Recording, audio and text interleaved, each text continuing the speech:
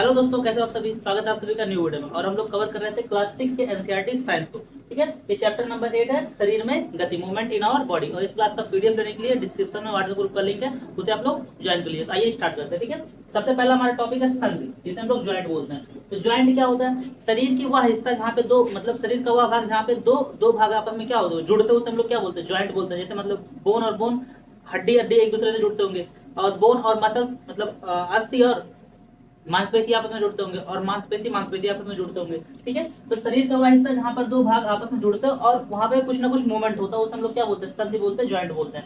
अब देखिए यहाँ पे ये एनसीईआरटी में तो नहीं दिया हुआ है। ठीक है, ये चैप्टर हम लोग पढ़ रहे हैं तो इसको हम लोग सोचे डिटेल से जितना भी मतलब जितने प्रकार के संधि होते हैं वो सब हम लोग कवर करेंगे, क्योंकि उसमें बेसिकली यहाँ पे सिर्फ 4 प्रकार के संधि दिए हुए हैं। ठीक है, बहुत ज्यादा हिंट और धुरागर बस इतना ही दिया हुआ है एनसीईआरटी में। लेकिन हम लोग सोचे अगर पढ़ रहे हैं तो पूरा कंप्लीट इस चीज को पढ़ लें। ठीक है, तो जैसे बोन और बोन जहाँ पे जुड़ता है उस पार्ट को हम लोग क्या बोलते हैं? लिगामेंट। मतलब बोन और बोन जहाँ आपस में जुड़ते हैं उसे हम लोग क्या बोलते हैं? लिगामेंट बोलते हैं। बोन और मसल मतलब अस्थि और मांसपेशी जहाँ पे जुड़ता है उसे हम लोग क्या बोलते हैं? टेंडन बोलते हैं। ध्यान रखना, ये तीनों क्वेश्चन इंपॉर्टेंट है।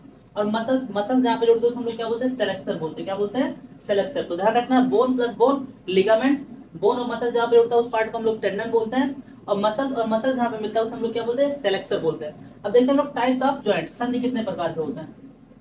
ठीक है, तो एनसीईआरटी में ऐसे टाइप वाइज करके नहीं दिया हुआ है, खाली इतना दिया कि फाइब्रस, मतलब क्लास 6 में इतना ही दिया है कि फाइब्रस, रेशेदार या इमोवेबल क्या होता है। ठीक है, तो उसके अंदर बॉल सॉकेट, हिंज और धुरागर, जिसे हम लोग पाइवोट या खूंटी बोलते हैं। बस खाली इतना ही 4 के बारे में डिस्कस किया हुआ है। लेकिन हम लोग ज्वाइंट पढ़े तो कंप्लीट इतना पर्याप्त। आप किसी भी दुनिया के किसी भी एग्जाम में बैठ जाइए, दुनिया के किसी एग्जाम में, मतलब कंपटीशन वनडे एग्जाम किसी भी एग्जाम में बैठ जाइए, इतना पर्याप्त है। इससे बाहर नहीं क्वेश्चन पूछने वाला। ठीक है, तो टाइप्स ऑफ जॉइंट 3 प्रकार के। एक होता है हमारा फाइब्रस, जिसे हम लोग रेशेदार या इमूवेबल बोलते हैं, अचल बोलते हैं। जो जरा सा भी मूवमेंट जिसमें नहीं होता उसको हम लोग क्या बोलते हैं? फाइब्रस या इमूवेबल या अचल संधि बोलते हैं, मतलब जिसमें जरा सा भी मूवमेंट नहीं होता।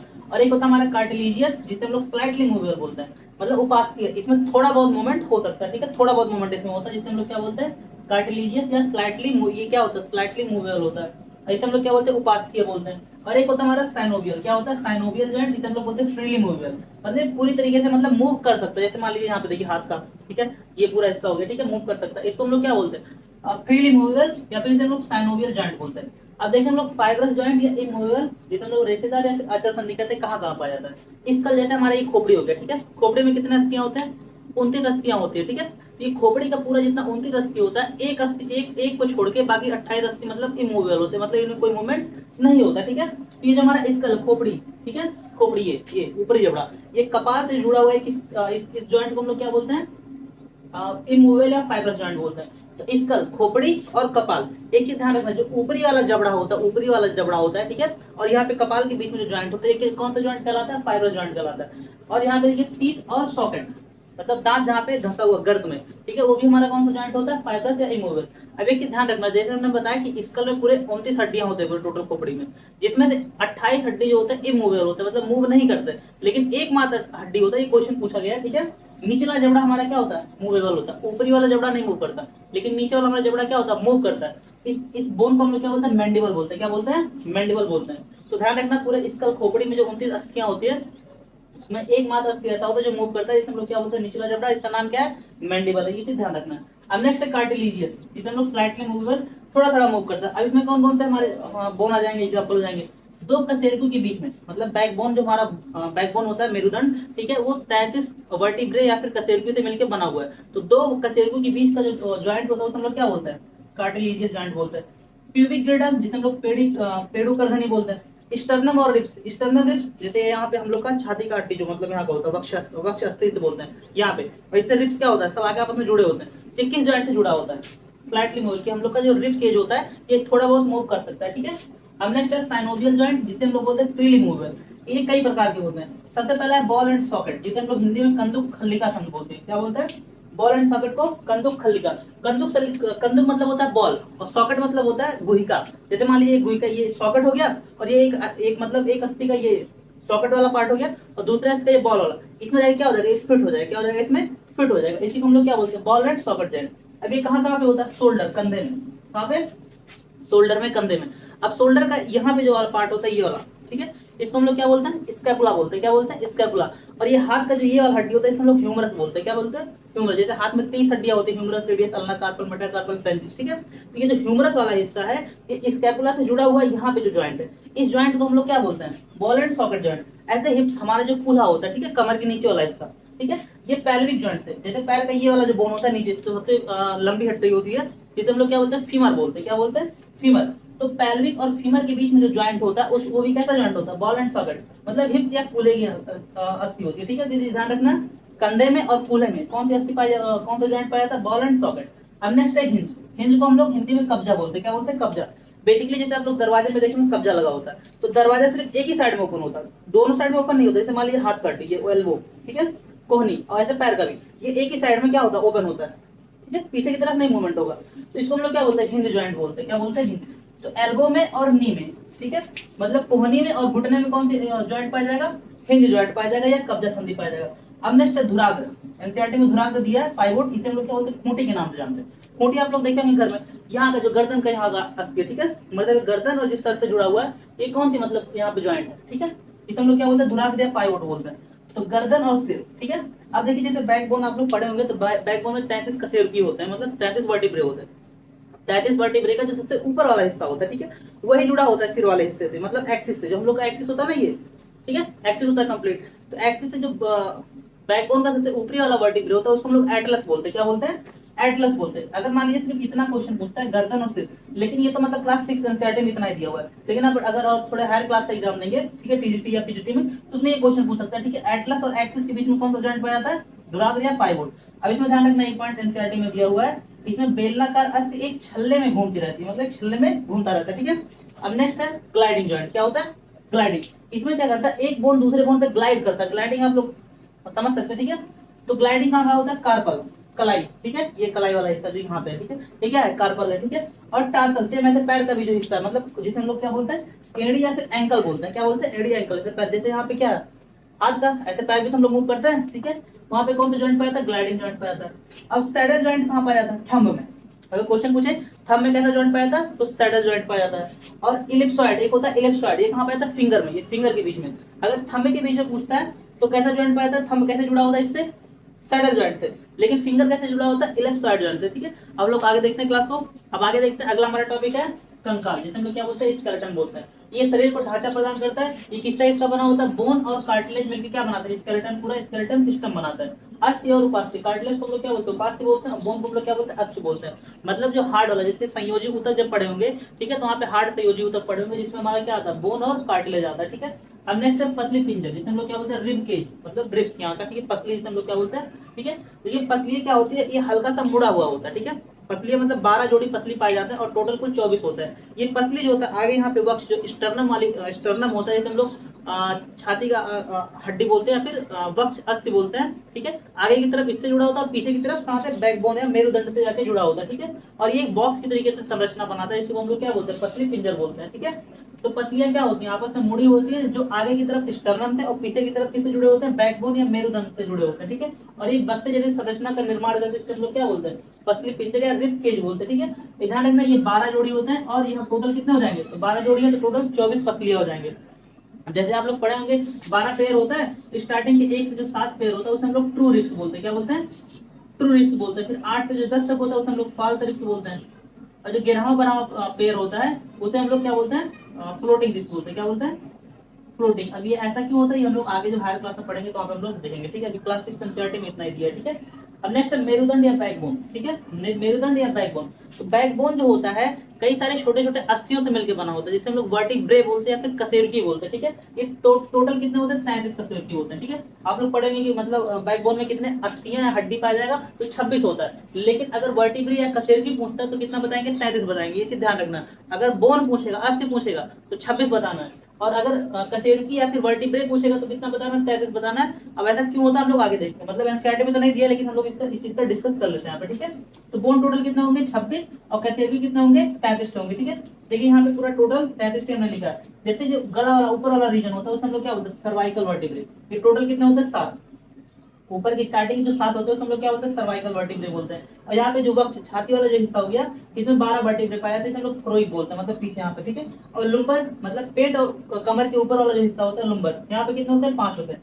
और सैक्रम मतलब कमर के जस्ट नीचे वाला हिस्सा, ठीक है, कमर वाला, उसमें हम लोग क्या बोलते हैं, इसमें 5 होते हैं। और जो सबसे लास्ट में नीचे होते हैं हम लोग कोकेक्स बोलते हैं, ठीक है, क्या बोलते हैं, कोकेक्स। ये जो लास्ट का जो 5 और ये 4, ठीक है, ये जो 5 वर्टिब्रे कसते थे आपस में फ्यूज हो जाता है, मतलब ज्वाइंट हो जाता है, एक हो जाता है।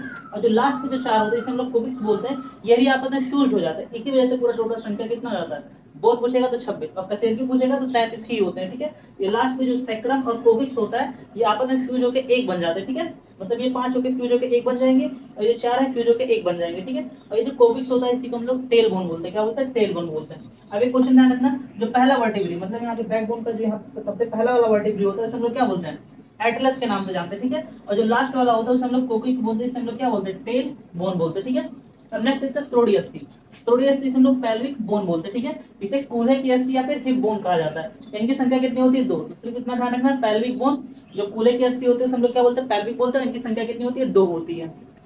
नेक्स्ट है स्कल, खोपड़ी, ठीक है, ये पूरा खोपड़ी, ठीक है। ये क्या करता है, मस्तिष्क को सुरक्षा प्रदान करता है, मतलब ब्रेन को प्रोटेक्शन देता है। और इनकी टोटल संख्या कितनी होती है, इसमें कितने बोन पाए जाते हैं, 29 बोन पाए जाते हैं। और हम अभी पीछे हम लोग क्लास में पढ़ चुके थे, 29 बोन में से सिर्फ एक मात्र ऐसा बोन होता है जो मूव करता है, मतलब गति करता है। जो नीचे वाला जबड़ा होता है इसे हम लोग क्या बोलते हैं, मैंडिबल बोलते हैं, क्या बोलते हैं, मैंडिबल। तो अगर क्वेश्चन पूछे स्कल में या खोपड़ी में ऐसा कौन सा बोन है जो मूव करता है, तो निचला जबड़ा जिसे हम लोग क्या बोलते हैं, मैंडिबल बोलते हैं। ये नाम ध्यान रखना, ठीक है, मैंडिबल, ठीक है। अब नेक्स्ट देखते हैं कार्टिलेज। अब देखिए स्कल जैसे होगा, स्कल में 29 बोन हम लोग को पूरा टोटल पढ़ना है। क्रेनियम में 8 होता है, कपाल में, ठीक है। फेस में 14 होता है, कान में 6 होते हैं, ठीक है। ये पूरा डिटेल्स में पढ़ना है, ठीक है, आगे पढ़ेंगे हम लोग। तो कार्टिलेज क्या होता है, हम लोग उपास्थि बोलते हैं। बोन के अलावा कुछ सॉफ्ट वाले बोन होते हैं, मतलब वो बोन की तरीके से, जैसे ये हमारा नाक हो गई, ये आगे वाला हिस्सा क्या है, कार्टिलेज सॉफ्ट। ये कान का जो पिन्ना है क्या हमारा, कार्टिलेज, ये सॉफ्ट होता है, मतलब ये हार्ड नहीं होता। और बेसिकली जितने भी बोन की अस्थियां मतलब संधि होते हैं, जॉइंट्स होते हैं, ये जॉइंट पे पाए जाते हैं। जैसे जो नॉनवेज खाते होंगे चिकन का, ठीक है, तो वहाँ पे बोन पे दिखते लेग पीस के ऊपर वाला जो हिस्सा होता है वहाँ पे सॉफ्ट सॉफ्ट होता है, क्या होता है, सॉफ्ट होता है। जो लोग खाते होंगे वो लोग जानते होंगे, उसी को हम लोग क्या बोलते हैं, कार्टिलेज बोलते हैं। ये हार्ड नहीं होता है, क्या होता है, सॉफ्ट होता है। अब नेक्स्ट हम लोग आगे देखते हैं। अब नेक्स्ट अगला टॉपिक देखते हैं, अगला क्या है, जंतुओं में चाल, ठीक है। सबसे पहला हमारा केचुआ, जिसे हम लोग क्या बोलते हैं, अर्थवॉर्म बोलते हैं, ठीक है, अर्थवॉर्म। इनमें अस्थि नहीं पाया जाता, तो ध्यान रखिए केचुआ में अस्थि नहीं पाया जाता। इनमें सिर्फ और सिर्फ मांसपेशी पाई जाती है, ठीक है, मांसपेशी मतलब पेशियां पाई जाती हैं जो इनकी गति में सहायता करती है। जो पेशियां होती है चलने में क्या करती हैं, सहायता प्रदान करती है। और इनके शरीर पे कुछ चिकने जैसे पदार्थ, अगर केचुए को आप लोग टच करेंगे तो कुछ ऐसे चिकना ऐसा उनके बॉडी पे कुछ पदार्थ पाया जाता है, ठीक है। तो इनके शरीर पे चिकने पदार्थ होते हैं। और सबसे मोस्ट यहाँ से जो सबसे मोस्ट इंपॉर्टेंट क्वेश्चन है, ठीक है, और कई बार पूछा गया है, मतलब टीचिंग एग्जाम में कई बार पूछा गया है और बीपीएससी में भी क्वेश्चन पूछा गया है। शरीर पे जो छोटे छोटे बाल जैसी संरचना होती है उसे हम लोग क्या बोलते हैं, सूप बोलते हैं, क्या बोलते हैं, सूप बोलते हैं। तो ध्यान रखना, इस पूरे टॉपिक पूरे पेज पे सबसे इंपॉर्टेंट यही पॉइंट है, ठीक है।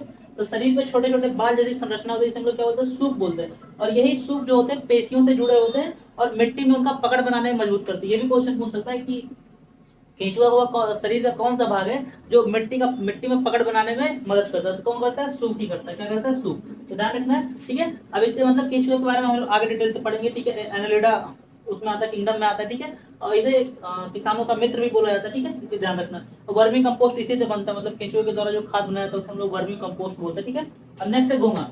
आप लोग देखेंगे घोंगा, घोंगा के ऊपर जो पीठ के ऊपर एक हार्ड जैसी कुछ संरचना होती है, कठोर सी, ठीक है। ये अस्थियों का बना नहीं होता, ठीक है। ध्यान रखना, एक कठोर गोल संरचना होती है जिसे कवच या बाह्य कंकाल बोलते हैं, क्या बोलते हैं, इसे बाह्य कंकाल बोलते हैं। और ये बोन का नहीं बना होता, इसका बोन का नहीं बना होता, जैसे तिलचट्टा, हम लोग कॉकरोच बोलते हैं। इनमें 3 जोड़ी पैर पाए जाते हैं, मतलब 6 इनमें कितने पैर हो जाएंगे, 6 पैर हो जाएंगे। और पूछेगा जोड़ी तो 3 जोड़ी पैर पाए जाएंगे। इसमें सबसे इंपॉर्टेंट है इसके पास 13 चैम्बर, इनके पास जो हृदय होता है वो 13 चैम्बर का होता है, ठीक है। हालांकि क्लास 6 एनसीईआरटी में नहीं दिया है, ठीक है। 13 चैम्बर का इनका हार्ट होता है, ठीक है। शरीर कठोर बाह्य, इनका जो शरीर का बाह्य संरचना होता है वो कठोर कंकाल तंत्र का बना होता है, ठीक है, जो संधियों द्वारा जुड़ा होता है और इनके कारण गति संभव होती है। तो बस सिर्फ इतना ध्यान रखना है, तिलचट्टा में 3 जोड़ी पैर पाया जाता है और इनमें 13 चैम्बर हार्ट या हृदय पाया जाता है। अब नेक्स्ट है पक्षी, ठीक है। यहाँ से क्वेश्चन पूछता है पक्षी जो हमारा है ये कौन सा ब्लड, मतलब वार्म ब्लडेड है। जैसे हम लोग ह्यूमन बॉडी वार्म ब्लडेड में आते हैं, वैसे पक्षी भी कितने आते हैं, वार्म ब्लडेड, कितना आता है, वार्म ब्लडेड में आते हैं, ठीक है। अब नेक्स्ट है आगे हम लोग पढ़ेंगे वार्म ब्लडेड क्या होता है, कोल्ड ब्लडेड क्या होता है। तो अस्थि खोखली, इनका जो पक्षी होते हैं, पक्षी का जो बोन होता है खोखला होता है और वायुयुक्त होता है, मतलब इसमें वायु भरा होता है, लेकिन ये काफी कठोर और काफी मजबूत होता है, ठीक है। इनके पश्चपाद मतलब जो पीछे वाले जो पैर होते हैं उनके चलने और बैठने में सहायता प्रदान करते हैं। और जो इनके वक्ष की जो अस्थियां होती हैं ये पंख का रूप ले लेती है। किसका? पंख का रूप ले लेती है, जो इन्हें उड़ने में सहायता प्रदान करती है। ठीक है, अब नेक्स्ट मछली फिश। ठीक है, इसमें सबसे इंपॉर्टेंट पॉइंट ये देखना कि जितनी मछलियां होती हैं इनका शरीर धारा रेखीय होता है। कैसा होता है? धारा रेखीय। हम लोग इंग्लिश में क्या बोलते हैं? Streamline, stream line. ठीक है, तो ध्यान रखना। तो मछलियों का जो शरीर होता है धारा रेखीय होता है। धारा रेखीय मतलब नाव के जैसा, ऐसे कुछ समझना होता है जो इन्हें चलने में क्या करता है, मतलब तैरने में आसानी से मदद करता है। ठीक है, तो ये चीज ध्यान रखना। आगे हम लोग पढ़ेंगे मछलियों मतलब सांस कैसे लेते हैं, गिल्स के द्वारा लेते हैं। लेकिन दो मछलियां ऐसे हैं, हालांकि वो मछली है ही नहीं, जैसे ब्लू व्हेल हो गया और उसके बाद में डॉल्फिन, इनके इनके बॉडी पे नॉस्ट्रिल नासा छिद्र पाया जाता है। ठीक है, उसी के द्वारा लोग सांस लेते हैं। बाकी जितनी मछलियां हो गई, ठीक है, वो सब किसके द्वारा सांस लेती हैं? गिल्स के द्वारा उन्हें क्लोम पाया जाता है। ठीक है, अब नेक्स्ट है सर्प, सांप। ठीक है, सांप क्या होता है? ठीक है, सर्प का मेरुदंड लंबा होता है। ध्यान रखेंगे, जिस जिस जीव के बॉडी में बैकबोन में मेरुदंड में जितनी ज्यादा कशेरुकी होंगी वो उतना आसानी से मूव कर सकते हैं, फ्लेक्सिबल। तो आप लोगों ने देखा होगा सांप अब बहुत छोटे जगह में बहुत बड़ा सांप अपने आप को इकट्ठा करके बटोर के क्या हो जाता है? बैठ जाता है। ठीक है, क्योंकि उनमें असंख्य मतलब कशेरुकी बहुत ज्यादा पाई जाती है। सर्प का मेरुदंड लंबा होता है क्योंकि उनमें कशेरुकी बहुत ज्यादा पाया जाता है। शरीर की पेशियां क्षीण तथा असंख्य होती है और परस्पर आपस में जुड़े होते हैं। ठीक है, इनके शरीर पे वलय मतलब रिंग जैसी संरचना पाई जाती है सांपों को, जो इन्हें बहुत तेजी से गति करने में क्या करती है? सहायता करती है। ठीक है, इसी के साथ दोस्तों क्लास कंप्लीट होता है और इसका पीडीएफ हमारे डिस्क्रिप्शन में व्हाट्सएप ग्रुप का लिंक है, वहाँ पे आप व्हाट्सएप ग्रुप ज्वाइन करके पीडीएफ ले सकते हैं। अगर वीडियो को कैसा लगा कमेंट बॉक्स में बताइएगा। मिलते हैं अगले वीडियो में, तो बाय बाय, टेक केयर, जय हिंद।